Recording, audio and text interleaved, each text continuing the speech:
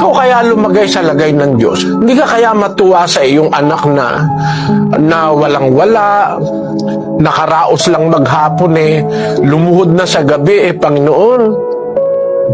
Salamat po. Alam mo, inulam lang nun, mantika at patis.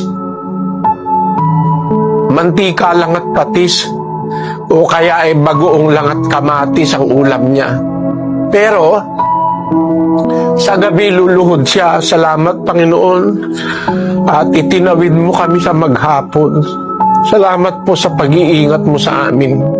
Kasi yung pag-iingat ng Diyos, mahigit yun sa milyon-milyong piso at kayamanan na mayroon yung mayaman pero napahamak naman siya. Siya'y nilooban at tinampalasan samantalang siya'y natutulog. Pero yung isang mahirap na wala mang pera sa bulsa, wala namang sakit, nakaraos naman sa magdamag, tapos pagka umagay, Panginoon, salamat po. At nakita ko pa po ang araw na ito. Salamat po sa mga biyayang kaloob mo.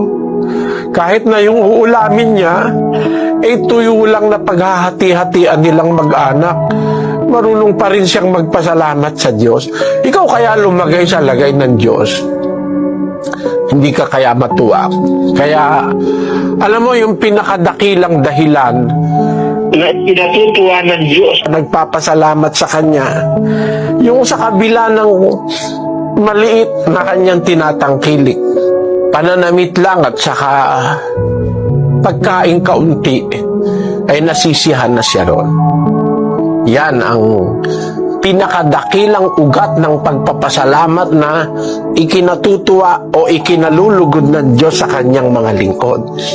Yung matuto tayong makontento sa kaunti, sapagkat ang sabi ni Kristo, ang tapat sa kaunti ay tapat sa marami.